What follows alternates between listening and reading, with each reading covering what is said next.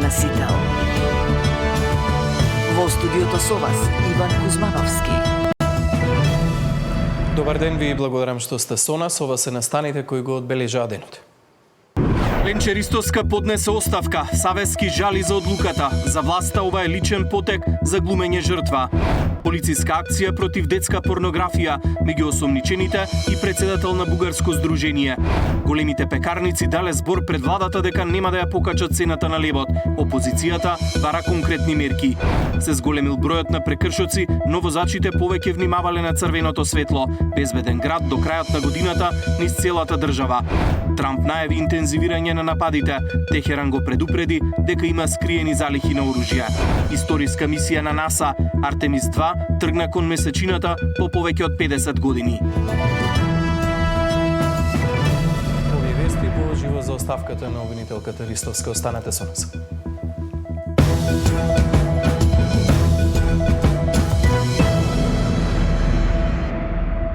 Обвинителката Ленче Ристовска утрово со СМС го известила државниот обвинител, а преку објава на социјалните мрежи и целата јавност дека поднесува оставка од функцијата обвинител. За причините и реакциите дознаваме од колегата Александар Спасовски. Го имаме во живо во овие вести. Александар, какво е образложението на обвинителката Ристовска? Иван, таа обвинува за политички притисоци, како и што се очекуваше. За разлика од неа, незиниот нов шеф Савески жали, а политичките партии исто така очекувано една на друга си ја префрлаат одговорноста за состојбите во правосудниот систем. Ги собрав сите реакции и ги имаме во прилогот кој што следува. Обвинителката Ленче Ристовска си поднесе оставка. Недела дена откако извиси во изборот за нов републички јавен обвинител и само неколку дена откако новиот шеф Савески ги одзема овластувањата за Талир, таа реши да го напушти обвинителството. Сметам дека овие одлуки сериозно ја ослабуваат позицијата на јавното обвинителство и носат конкретни ризици за исходот на предмети кои таргетираат висока корупција и криминал. Овие постапки се во директна спротивност со визијата за која се залагам, а тоа е обвинителство кое работи надвор од политички влијанија, ги штити своите професионалци и го брани јавниот интерес доследно и без селекција, пишува Ристовска во своето обраќање. Оставката доаѓа откако нејзиниот нов шеф Савески донесе одлука да им ги одзема овластувањата на сите обвинители кои постапуваат по предмети кои се надвор од надлежностите на обвинителствата во кои работат, па на тој начин Ристовска остана без овластувања да го застапува обвинението во предметот Талир против ВМРО-ДПМН. Савески жали за одлуката на Ристовска. Јавното обвинителство останува без јавен обвинител од кој очекував дека со своето повеќегодишно драгоцено искуство ќе даде придонес кон зајакнување на капацитетите на оваа институција, особено со нејзината позиција како обвинител за врски со Европравда. Одлуката за отповикување на сите овластувања дадени од моите претходници не е персонална и во никој случај не е насочена кон работата на обвинителката Ристовска. Таа одлука е од организацијска природа и нејзината цел е зголемување на ефикасното постапување на јавното обвинителство, вели Савески во писмена изјава до медиумите. Но во СДСМ не му веруваат и го обвинуваат за соработка со власта. Изгледа дека нашите сомнежи ќе се покажат како реални. Мицковски на телевизија разрешува обвинител, поставува своји советници за судии, сопруги на партиски функционери и не спроведува реформи. Потоа, одговорница му задава задачи на обвинителот.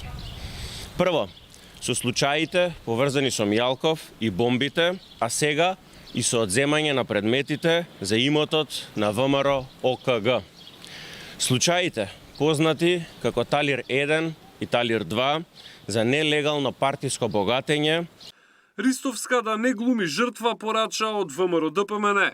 Ристовска беше дел од истото СЈО кое беше водено од рекет дружината на Катица Јанева, кои дрпаа народни пари на име хонорари од СЈО и кое прерасна во машина за политички прогон.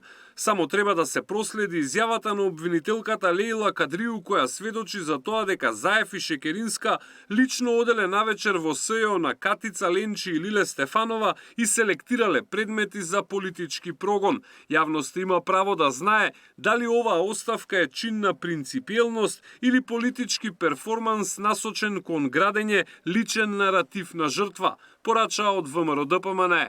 Ленче Ристовска беше еден од предводниците на специјалното јавно обвинителство и меѓу најблиските соработнички на Катица Јанева. Обвинителството потроши огромна сума на пари и во краток период отвори голем број на предмети. Згасна заедно со рекетот на Катица Јанева, а најголем дел од отворените предмети се уште не се докажани. Александар Спасовски, Сител телевизија. Скопското обвинителство и полицијата спроведуваат акција против детска порнографија. Според неофицијалните информации, претреси се извршени на локации во повеќе градови. Меѓу осомничените били председател на Бугарско здружение, а како што објавуваат медиумите во Бугарија, станува збор за личност блиска до Костадин Костадинов, лидерот на партијата Преродба. Полицијата и обвинителството во лов на педофили во координирана акција извршуваат претреси на вкупно 7 локации за обезбедување докази за дистрибуција на детска порнографија. Службите во Струга, Битола и Струмица запленуваат компјутери, лаптопи, телефони и други електронски уреди кои ќе треба да помогнат во истрагата. Официјални детали за тоа колку луѓе се опфатени во акцијата засега нема, но според неофицијални информации, едно од лицата кои се опфатени во претресите е председателот на Бугарското здружение Струмичка Петорка Борче Котевски од Струга, кој има и свој подкаст почетна пресметка на YouTube каналот Б2 канал. Бугарските медиуми, кои главно се повикуваат на информации од македонските медиуми, веќе објавија фотографија од Котевски со ултрадесничарскиот проруски бугарски политичар Костадин Костадинов. Медиумите пишуваат и за поврзаност со Виктор Стојанов, основач на така наречената Фондација Македонија. На Facebook страницата на фондацијата речиси без исклучок биле рекламирани сите подкасти на Котевски пред и за време на нивното емитување во етер. Сепак, официјалните информации од службите се штури и за официјални детали ќе почекаме додека не завршат претресите. Основното јавно обвинителство обезбеди наредби за претреси и во координација со МВР презема действија за обезбедување докази, велат од обвинителството. МВР по обезбедени наредби за претреси и координација со основното јавно обвинителство Скопје презема действија за обезбедување докази, велат од МВР. Доколку се докаже дека лицата опфатени во оваа акција на вистина дистрибуирале детска порнографија, тогаш им се заканува казна затвор од најмалку 8 години. Даниел Василев, Сител телевизија. Соседи од зградата во која живееа Ивана и Катја, наставничката на Катја, но и низиниот вујко денеска сведочеа во судницата на Кривичниот суд во Скопје. И по овие сведоштва станува се појасно дека пријави имало, сите знаеле дека се случува семејно насилство, но немало реакции кои можеа да спречат трагедија. Соседите во зградата каде што живееле обвинетиот Јовановски, неговата почината сопруга Ивана и дете, постојано слушале караници, насилство и тепање. Соседката, која денеска сведочеше, 2 пати повикала полиција, но ниту еднаш полицајците не можеле да најдат во кој стан се случува насилството. Еден од нив се заканил дека кривично ќе гони за лажно пријавување. 2 пати дојде од полициската станица Карпош. Првиот пат зема изјава од мене, се качивме заедно по становите да најдеме од каде доаѓа викањето и тепањето. Првиот инспектор беше коректен, запиша дека не се слуша никаде, провери во еден стан и си замина.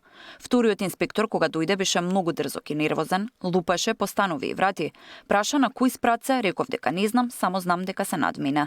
Откако провери во 3 стана, ми се закани дека ќе добијам кривична пријава за лажно пријавување, сведочеше соседката. Училиштето во кое Катја почнала прво оделение, уште на самиот старт знаеле дека во семејството Јовановски има насилство. Мајката на Ивана и го соопштила тоа на наставничката. Катја пред соучениците демонстрирала како татко и ја тепа мајка ѝ. Учениците игра во училницата и ја забележав Катја како падна на земјата и ги прашав дали играат некоја драматизација на приказна. Катја рече дека татко и кога ја удрил мајка и таа така паднала. Веднаш го известив психологот на училиштето и таа разговараше со Катја, а потоа и со Ивана и ја упатила каде да се обрати во случај на семејно насилство, а нам ни рече да внимаваме на Катја, сведочеше наставничката. Ивана не се враќала доброволно во станот кај обвинетиот Јовановски, тој се заканувал и покажувал и пиштол, но и уцени дека ќе го земе детето, сведочеше нејзиниот брат. Тамара Дическа, Сител телевизија. Големите пекарници дале збор пред владата дека нема да ја покачат цената на лебот. Опозицијата бара конкретни мерки. Се зголемил бројот на прекршоци, но возачите повеќе внимавале на црвеното светло. Безбеден град до крајот на годината низ целата држава.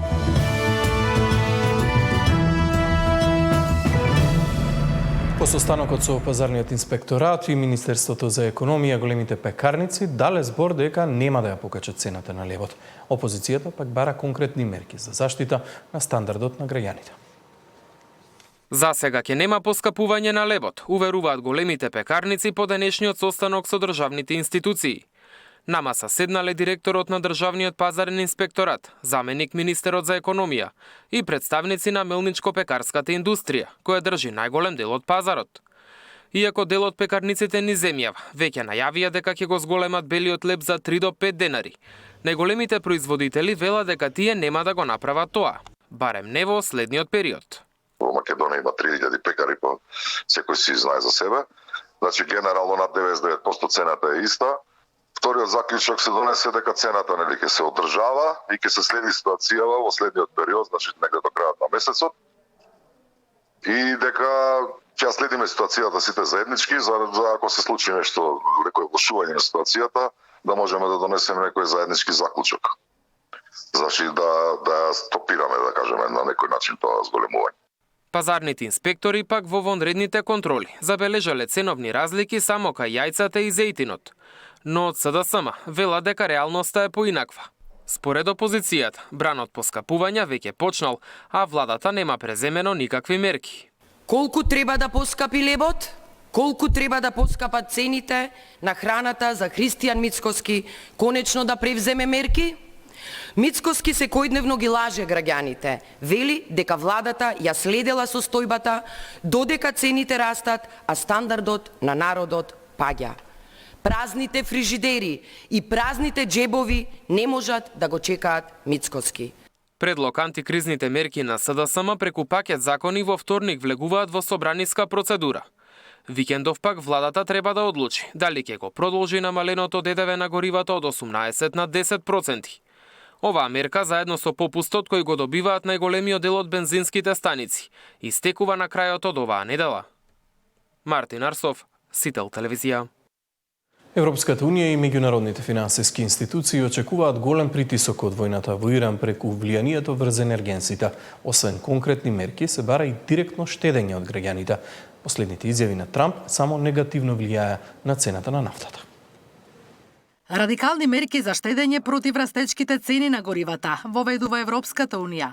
Пониски даноци на сметките за струја, штедење гориво со намалување на брзината на автопатиштата и користење јавен превоз, работа од дома кога е можно, воведување систем пар-непар, па дури активирање на нуклеарните ресурси се дел од мерките за кои размислува Брисел.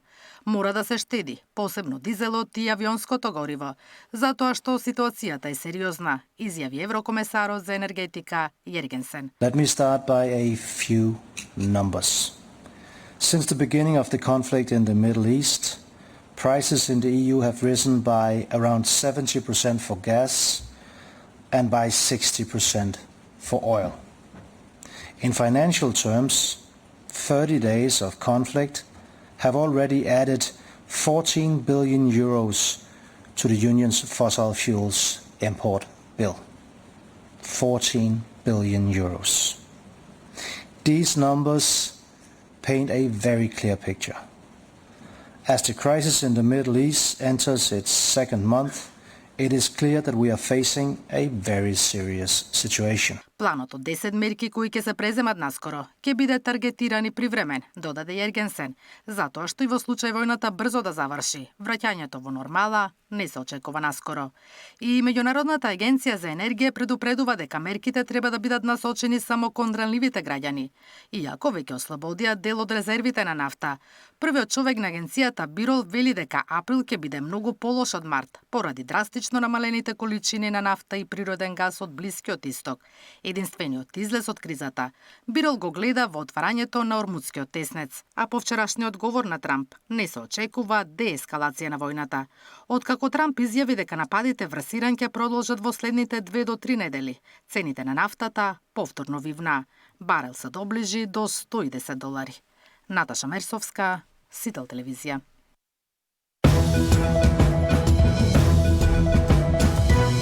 За изборите во регионот, очекувањата и можните промени, за европската иднина и влијанијата од Москва. Анализа во тема на денот со Благојче Атанасовски.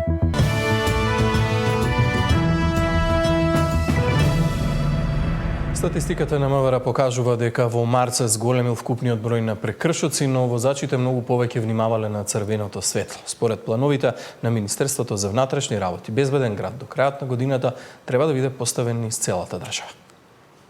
За 37% е зголемен бројот на направени прекршоци со Safe City во март во споредба со февруари. Камерите минатиот месец уловиле 26.241 лице кои прават сообраќаен прекршок, а во февруари 19.066. Од вкупниот број на регистрирани прекршоци за минување на затворен сигнал, односно црвено светло, констатирани се 70 прекршоци, што представува намалување за 68,2% во споредба со месец февруари. Најмногу казни и овој месец има за брзо возење.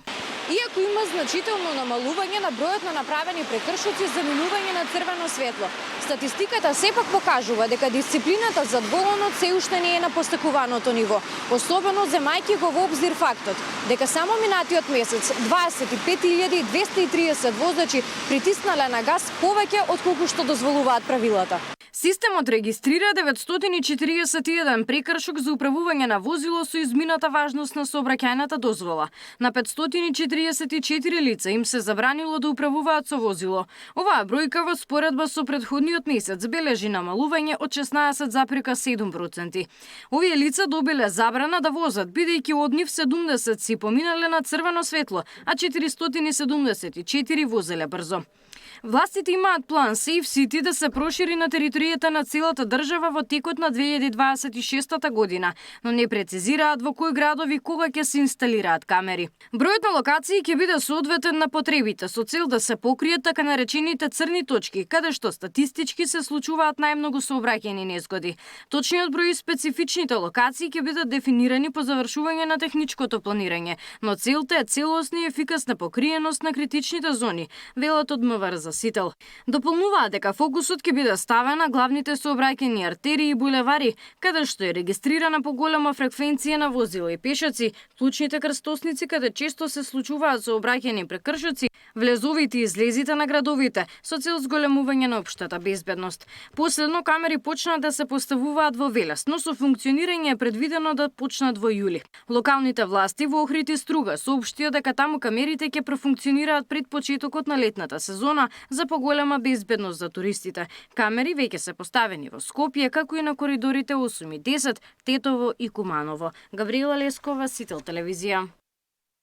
Нови 300 професионални војници на возраст до 25 години бара армијата. На одбележувањето на денот на првата пешадиска бригада, министерот за одбрана Мисајловски порача дека новите кадри ќе бидат додадена вредност на македонската армија.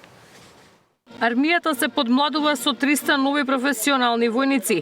Објавен е огласот за македонските граѓани на возраст од 18 до 25 години кои се физички подготвени и сакаат да придонесат во чувањето на безбедноста на Македонија. На одбележувањето на денот на првата пешадиска бригада, министерот за одбрана Мисајловски порача дека новите кадри ќе бидат додадена вредност на армијата. Патувам повик до сите оние кои сакаат да бидат дел од армијата и кои ги исполнуваат условите наведени во конкурсот, сите да се пријават. Најдобрите ќе ве придржуваат токму вам. Ќе бидат ваша нова дополнителна енергија. А вие со вашето стекнато искуство ќе им помогнете брзо да ги совладаат сите предизвици кои ги носи ова исклучително важна професија. Од 2012 кога е формирана најголемата единица во македонската армија на тактичко ниво, првата пешадиска бригада го зазема приматот на најголем маневарски борбен капацитет на армијата, порача началникот на генералштабот Лавчиски. Како најголема единица на тактичко ниво, првата пешадиска бригада представува еден од клучните столбови на армијата, со мисија континуирано да одржува највисоко ниво на борбена готовност во функција на одбраната на суверенитетот и територијалниот интегритет на татковината. Единицата активно учествува во мировните мисии како дел од НАТО силите. За зголемување на оперативност и мобилност, армијата неодамна се модернизираше и со 17 нови лесни оклопни возила Страйкер набавени од САД. Ивана Соколовиќ најдова, Сител телевизија. Секој што го доведува во прашање албанскиот јазик ја доведува во прашање и иднината на државата, пишува во отворено писмо лидерот на ДУИ Али Ахмети. Тој директно му порача на ВМРО ДПМН дека изјавите за еден официјален јазик не носат мир. Секој што го доведува во прашање албанскиот јазик ја доведува во прашање и иднината на државата. Секој обид да се ограничи неговата употреба нема да помине без одговор. Се закани лидерот на ДУИ Али Ахмети во писмо што го објави на Фејсбук. Тој пишува дека нема достоинство без албанскиот јазик како официјален јазик и дека кој ќе го допре овој принцип го допира самиот основ на државата. Писмото на лидерот на ДУИ стигна 2 дена откако Венецијанската комисија го испрати одговорот до Уставниот суд по повод оспорувањето на законот за употреба на јазиците. При тоа Ахмети бара Уставниот суд да се откаже од тоа, како што напишал, да биде параполитичка институција инструмент на дестабилизирачки агенди, што ја разнишуваат уставноста и еднаквоста во земјата. Албанскиот јазик не е привилегија, туку стекнато право загарантирано со Уставот. Секој обид да се релативизира или ограничи тоа право е директен предизвик на уставниот поредок и нема да помине без одговор, пишува Ахмети. Без да ја прозве директно, лидерот на ДУИ во писмото испраќа порака и до владеачката ВМРО ДПМН коментирајќи дека секоја сериозна партија треба да размисли за ова прашање.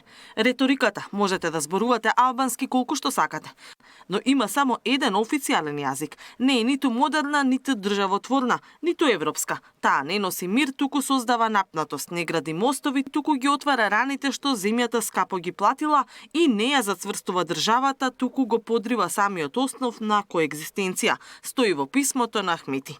Предметот се уште е пред Уставниот суд, но неофицијално одлуката ќе се носи откако ќе биде избран и последниот уставен судија, што недостасува. Катерина Нешкова, Сител телевизија. Поставен камен темелник на 400 киловолтниот далновод од трафостаницата Битола 2 на Ќафасан на македонско-албанската граница. Според владата, со ова државата станува целосно поврзана со сите соседни електроенергетски системи, што значи повеќе сигурност за граѓаните, повеќе стабилност за стопанството и повеќе можности за развој. Стартува изградбата на 400 киловолтниот далековод Битола Елбасан. Со овој капитален проект Македонија по децении чекање ја затвора последната енергетска празнина и станува целосно поврзана со сите своји соседи.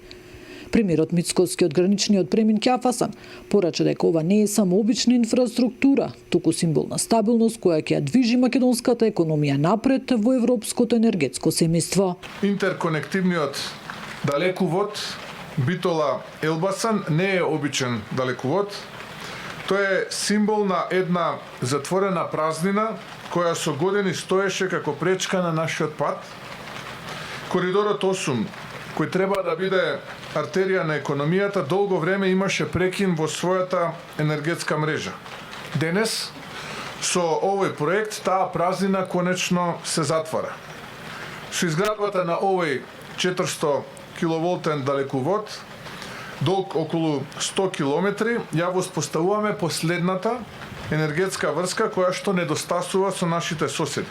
Министрите за енергетика на Македонија и Албанија сметаат дека ова инвестиција е силен чекор напред кон модерна, стабилна и регионално интегрирана електроенергетска мрежа. Затоа денеска не градиме само далековод со кој ја засилуваме преносната мрежа и го зголемуваме капацитетот за пренос. Со него градиме врска која ќе засили нашата позиција во регионалните енергетски текови, врска што ќе овозможи интеграција на нови обновливи извори, подобро управување со енергетските капацитети и поголема отпорност на системот. Започнувањето на работите за 400 киловолтниот интеркорективна линија меѓу Албанија и Северна Македонија не е само инфраструктурен проект, туку представува јасна инвестиција во нашата заедничка безбедност, развој и европска интеграција. Директорот на МЕП Солја Тифи најави дека затекнале целосно закочен проект кој за кратко време од проект на хартија е претворен во проект на терен. Затекнавме целосно закочен проект. За 4 години проектот не бил реализиран ниту 4%. Следствено, ги идентификувавме слабите точки, ги елиминиравме административните бариери и за кратко време го претворивме овој проект од проект на хартија во проект на терен. Оваа инвестиција, што долго време беше блокирана, конечно се рестартира и влегува во својата најважна фаза, а тоа е фазата на изградба. На поставувањето на камен темелникот на далеководот беше нагласено дека Македонија со овој проект се позиционира како сигурен партнер во европските енергетски текови. Нина Аритоновска, Сител телевизија. Дури 60% од учениците од 8 оделение се навлечени на видеосодржинија. Со текот на годините навиката за читање книги исчезнува. Академската заедница оценува дека технологијата треба да биде алатка која го зајакнува, а не го заменува човечкиот потенцијал. Академската заедница отвори дебата за правилна употреба на вештачката интелигенција. Ставот е јасен дека технологијата треба да биде алатка која го зајакнува, а не го заменува човечкиот потенцијал. Првиот посериозен предизвик доаѓа од образованието. Според министерот за дигитална трансформација, ниту една високообразовна институција се уште нема посебен модел за користење на вештачка интелигенција. Денес кога зборуваме за иднината на работата, не треба да зборуваме само за автоматизација. Треба да зборуваме за вештини, за образование, за преквалификација, да зборуваме за еднакви можности и за нашата институционална подготвеност. Дали оставаме како држава и како општество простор овој вакуум на немање вештини да го пополнуваат младите луѓе сами? Што се случува кога тие ќе го пополнат тој вакуум во нивните вештини на погрешен начин? Кој е тогаш одговорен? И како тогаш ќе се справуваме? Или тогаш повторно ќе биде прашањето што државата може да направи да ги обучува младите кои што погрешно завртиле на тркалото и погрешно ги стекнале вештините на вештачката интелигенција. Жал ми е што ова прашање не се постави пред 20-25 години кога се појавува компјутерите и интернетот, па јас поминав и основно и средно и високо образование, каде што поважни беа така нареченото техничко образование наместо образованието за информатика. Потребно е постојано усогласување помеѓу образовните системи и потребите на пазарот на труд, како и создавање можности за преквалификација и доусовршување на работната сила. Додека напредните алатки стануваат секојдневие, образовниот систем се соочува со сериозен аларм. Последните истражувања на Институтот за социолошки, политички и правни истражувања се фрапантни. Новите генерации речиси целосно се откажуваат од користењето од литература. Дури 60% од учениците од 8 оделение се навлечени на видеосодржини, а со текот на годините навиката за читање книги исчезнува. Децата од 4-то оделение на истото прашање кажуваат дека во 31% од времето читаат книги. Знаете ли колку проценти читаат книги учениците од 8 оделение? 6%. Децата од 4-то до 8 оделение престануваат да читаат книги. 62% од учениците од 1288 што ги испитувавме поминуваат или гледаат исклучително видеосодржини. За да се стави ред во овој дигитален бран, министерот Андонов рече дека формирале работна група од 10 експерти кои веќе ја подготвуваат националната стратегија за употреба на вештачка интелигенција. Овој документ ќе им помогне на институциите правилно да ги користат новите алатки во секојдневното работење. Миријана Давидовска, Сител телевизија.